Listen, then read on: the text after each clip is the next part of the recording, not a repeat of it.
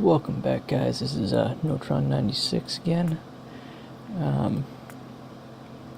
Going to be starting Factorio up again. This is going to be episode number 2. Technically speaking, I already uploaded 2 videos today, but I'm going to consider the first one yesterday because that was before I went to bed.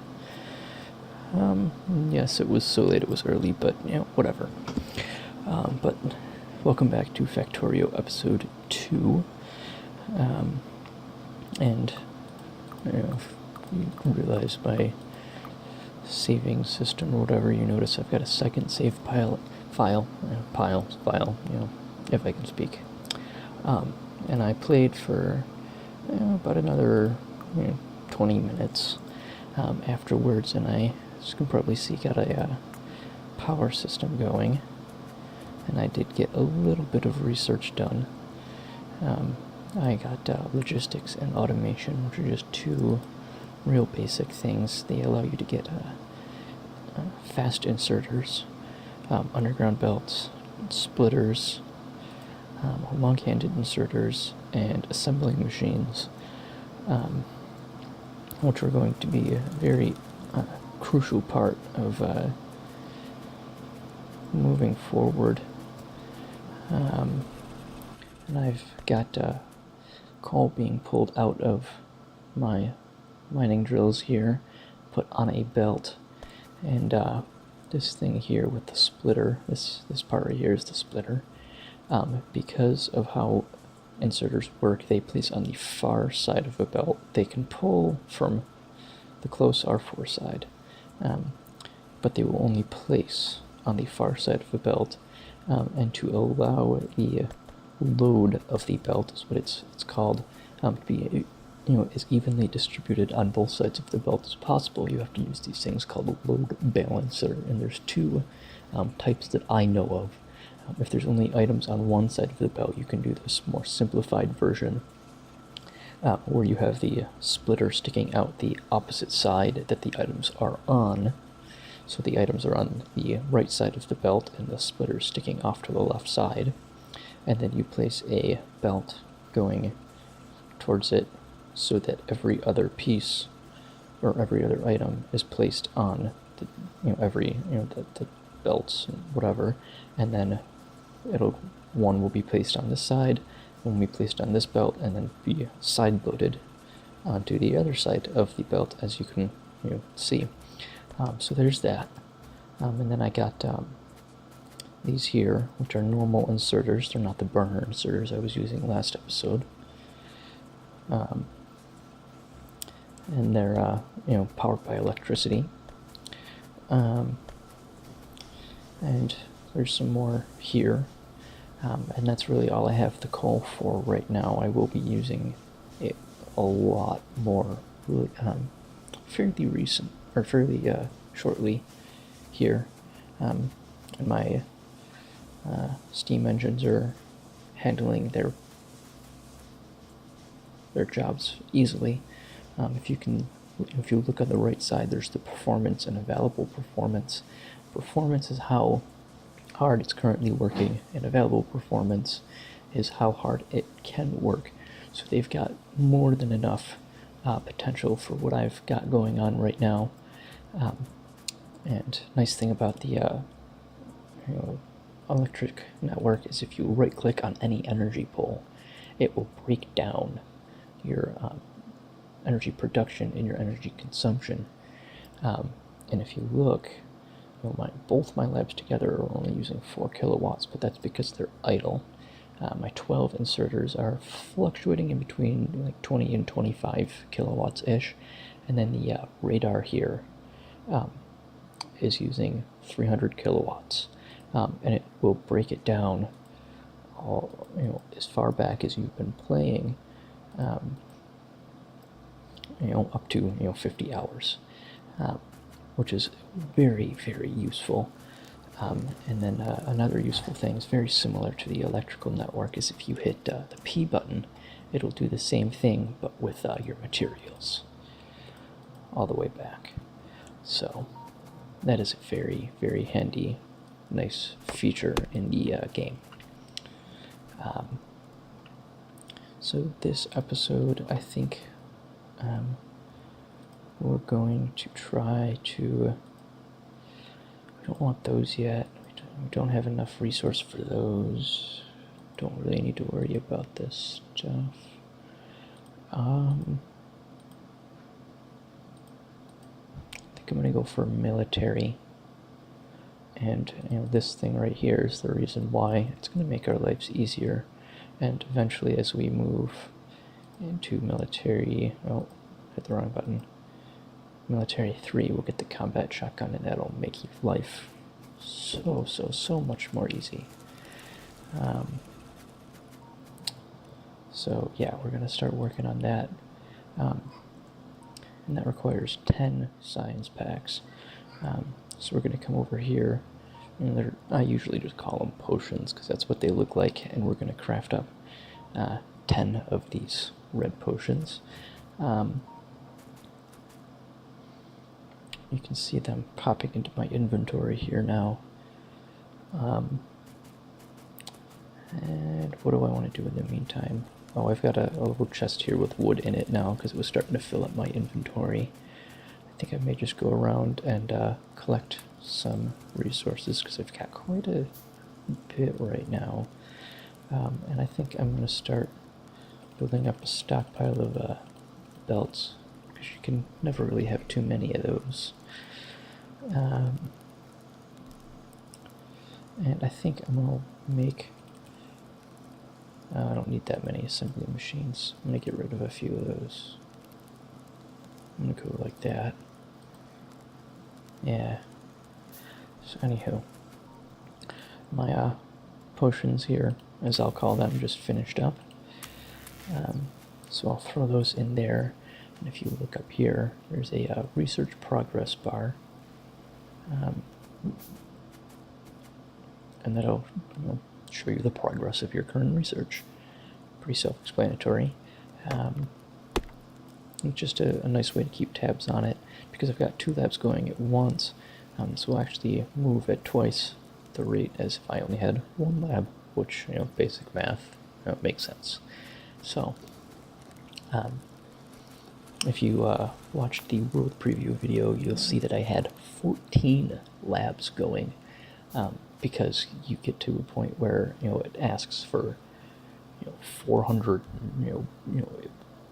some of them are up over 1,000 potions, where this is just 10, so 2 is more than enough. Whereas 14 in my first world with 14 with speed modules in them still took quite a long time to get research done, just because there was so much to research. I've got a pretty decent stockpile of belts here. I think I'm going to build up... oh, there's the research done. And this unlocked some stuff for us, but I don't know if we're going to go for it yet. And just because we'll need it to get our power armor, which is extremely expensive. It's very hard to understand just how expensive that is as of right now. I think we're probably going to go after that one next, but I'm not going to make the potions right now because I want to set up some automation, which is the main part of the game here. So to do so, we need copper plates and iron gear wheels, and we need to make iron gear wheels. They're right here. We need 2 iron plates, so that's why I made these assembling machines here. I'm going to, let's see, how do I want to set this up exactly? Maybe go like that. And I think we're going to set another one. Oh, how many? It's 1 and 1.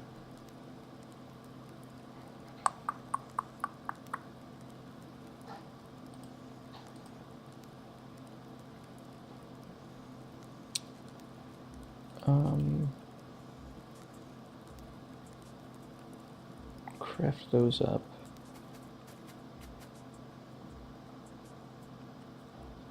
I think I'm just gonna go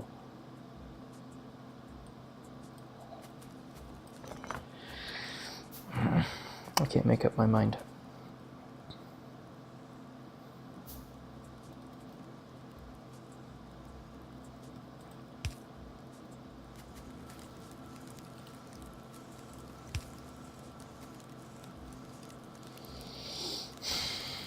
I think I'm going to do it that way. I'm going to sort of create a main hub, is what it's called, I think. Yeah. This is not permanent by any means.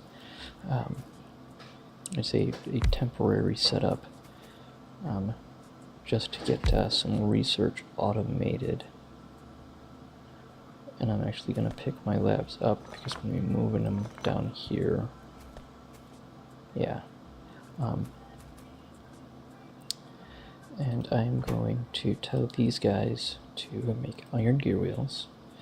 And then I'm going to hold down shift and right click on it.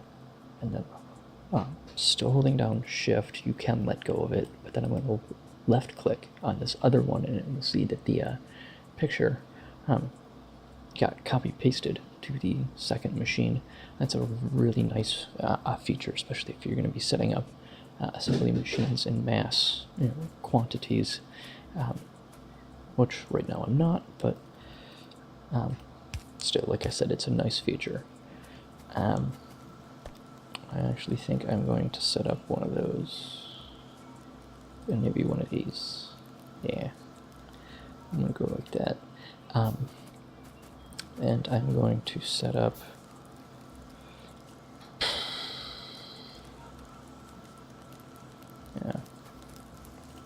no, that didn't work. There. Yeah. There we go. And I'm going to throw those extra few in there because I don't need them. And you'll see it's only placing it on the top, which is why I wanted the splitter here. No, took out too many belts. Not that big a deal. And now you'll see every other plate is on different sides of the belt, thus balancing it. So there's that. Let me check my time. Oh yeah, we still got quite a bit of time. So that's that. You know what? Let me finish setting this up, and I'll be back in a minute. Hey there, guys. It's Neutron 96 back. I finished this up. I am letting this belt back up a little bit to hopefully increase its efficiency and how evenly it distributes the potions between the two labs. But what I have going on here is I've got a fast inserter, which is fast. I don't know the exact ratio between this and the inserter, the normal one, but it's just outputting from this chest that I have, that I'm using as a buffer onto this belt, and then I am balancing the load of the belt.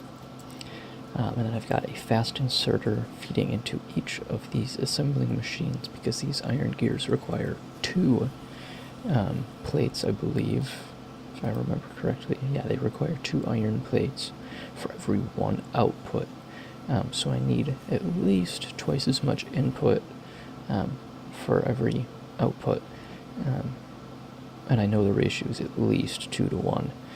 I know that much.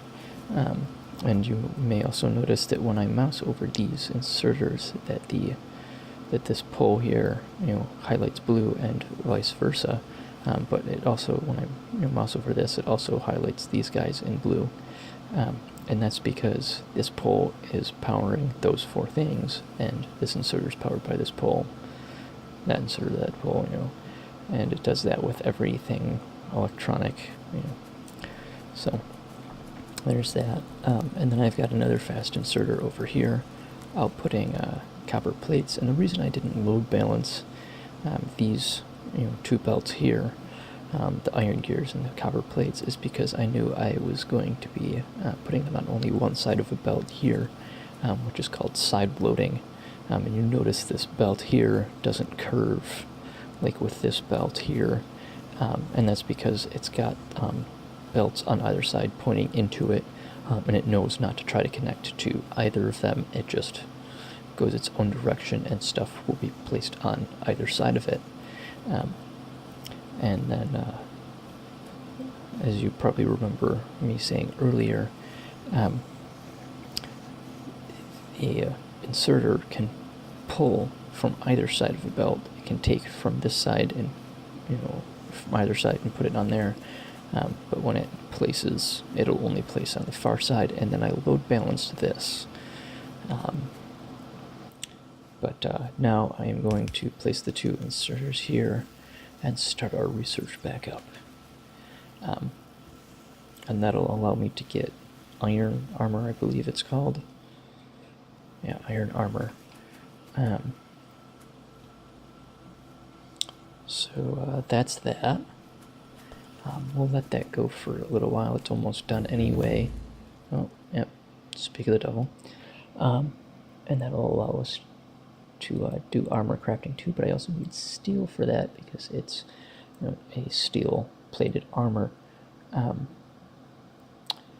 I don't know if I necessarily want steel yet because I don't really have enough iron to be powering a whole bunch of stuff and making steel, because steel requires 5 iron plates for every steel plate, and I'd have to set up a 3rd set of furnaces.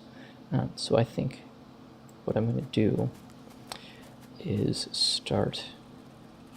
Oh, these guys are out of coal. Crap. I do have coal on me. Good. I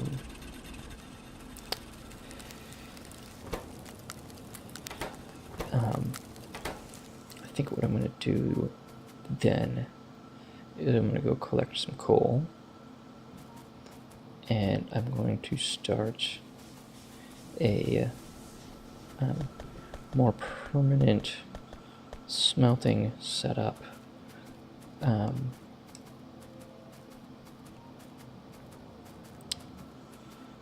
going to fill this furnace the rest of the way up. And then I'm going to come over here. I'm going to do the same thing with the coal drill and furnace. And that should be it for my coal-powered stuff. Because I've got... this is sort of an interesting loop that I've got going on here. It'll be even more interesting when I've got electric mines set up.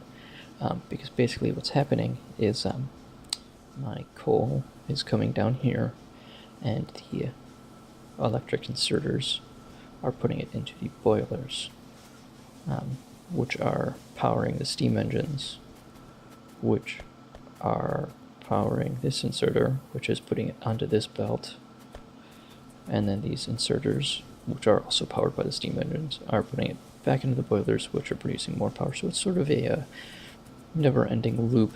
It's one source of power creating another source of power, which is then creating that first source of power, in an endless loop. Perpetual energy, almost, because there's a limited amount of coal. But yeah, because video game logic.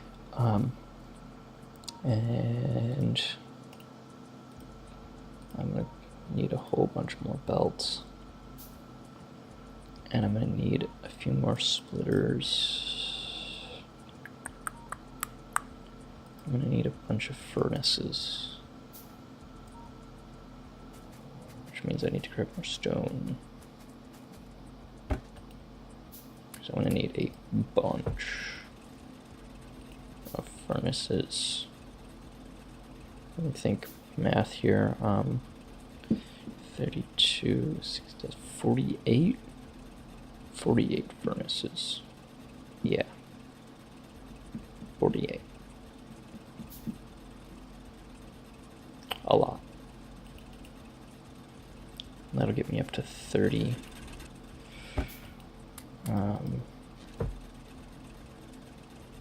40.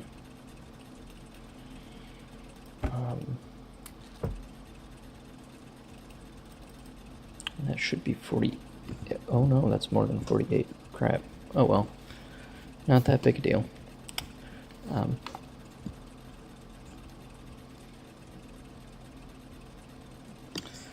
But as you probably noticed, or yeah, wait, never mind. I want to get what allows me to get iron drills. I don't remember. Oh.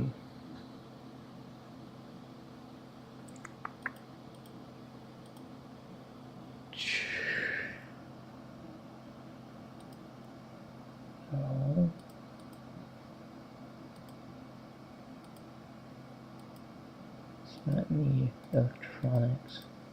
Where is it? Oh, I've unlocked already. No. Oh, I need to make a shotgun. And I'll show you the awesomeness of that. Where in the heck are they?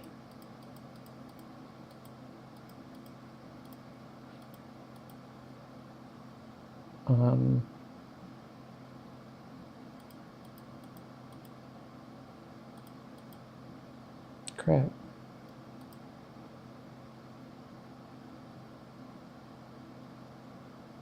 Oh, is it?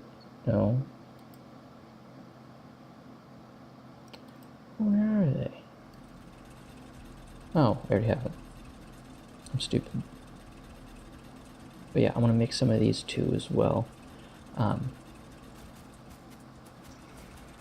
So I'm going to grab that because I'm going to need it. And I'm going to need some more wood.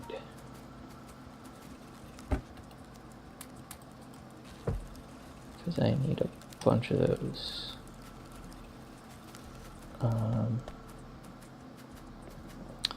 And yeah. In the meantime, though,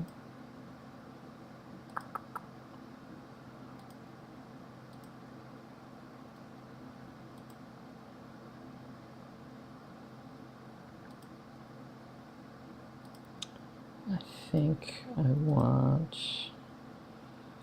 to start researching. Oh no, that requires the green ones. I think we'll just go for that, because why not?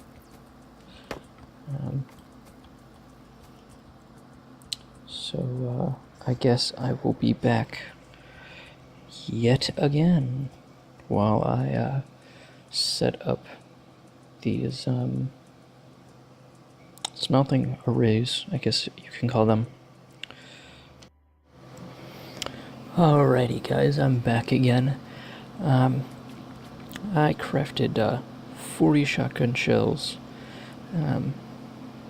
after I got off or stopped recording, whatever, and I used 30 in between now and then. You're probably wondering why, and you're probably also wondering why all of these trees have health bars showing, and that's because not because I got attacked by aliens, because peaceful mode's on, they're not going to attack me. It's because shotguns break stuff, and they don't drop anything, which is amazing because having massive amounts of wood is a pain in the butt. And I didn't. Oh, well, thank you, research, for interrupting me. I'm actually going to be researching this next, although it takes 50 bread potions to do so.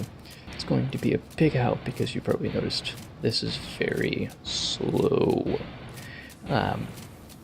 And you probably also noticed that I haven't actually started building anything because I've been just doing this. But as nice as this is, being able to break stuff like that, not having to break it individually by hand, you can also damage your own stuff with the shotgun. So you gotta be very careful as to where you're pointing it when you hit the spacebar, which is what shoots your weapon. And if you look down here, the shotgun and the shotgun shells are highlighted. If I hit Q, it pops over to here. If I hit Q again, it just pops over to here because your pickaxe is always selected, and you can have 3 different weapons equipped at the same time. I've only ever had 2 equipped, because I've never made the rocket launcher or the flamethrower. They are just not worth it to me. And now it's nighttime, so you guys probably can't see much of anything, and I apologize for that. There's not much I can do, but I think... Oh, I also accidentally crafted a pipe. So, yeah. Anyways, if you look over here on the minimap, this is where we set up our research, and this little yellow guy, I'll just go like this. You can see there's the conveyor belt, there's our coal, there's our steam engines and boilers, there's the iron mine smelting setup, the copper, and all that, and these are our labs right here. And when I was picking out a spot, I decided, this would probably be a good place to start setting up our more long-term base, because it seems like there's quite a bit of open space over here. And I also didn't want to be too close to these oil deposits because of the issue I had with my first base. I didn't have enough space. Well, I just barely had enough space to get all of my oil processing stuff done, so I want to give myself more space this time for that, because it does require a lot of space. Oil processing, that is. So there's that.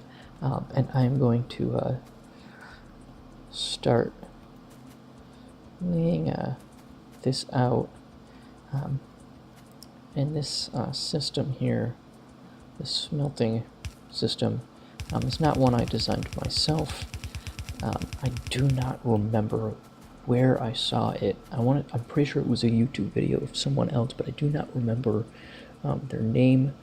I did want to give them credit, but I just cannot find it again, the video or who it was, and I can't remember.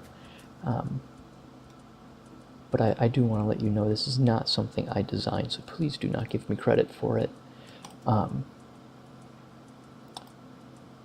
Because it isn't something I can really take credit for.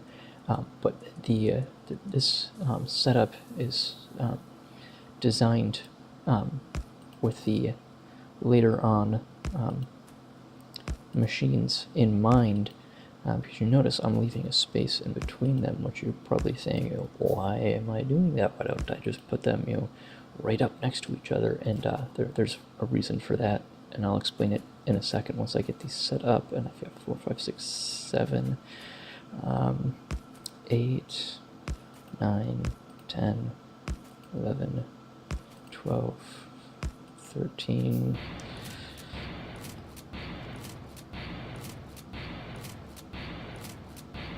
and more shooting trees, which is painstakingly slow.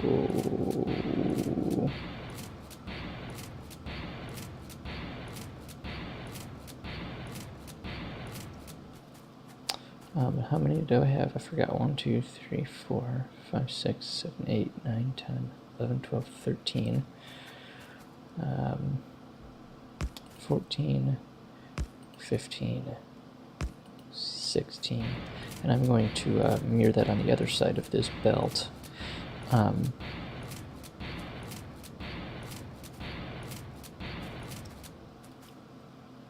Oh, didn't want to deselect those. You're also probably wondering why I left such a big space in between the belt and the furnaces, because the inserters only have a reach of 1, unless we're talking about long-handed inserters, but I'm not going to be using those because they're not, yeah, I'm just not going to be using them. I've got something else in mind, because I'm going to utilize side loading again with the belts here, because what I'm going to do is I'm going to go like this, and I'm going to leave 2 spaces in between them, so that every one of these 32 furnaces, which may sound like a lot, but it's really not as many as you might think.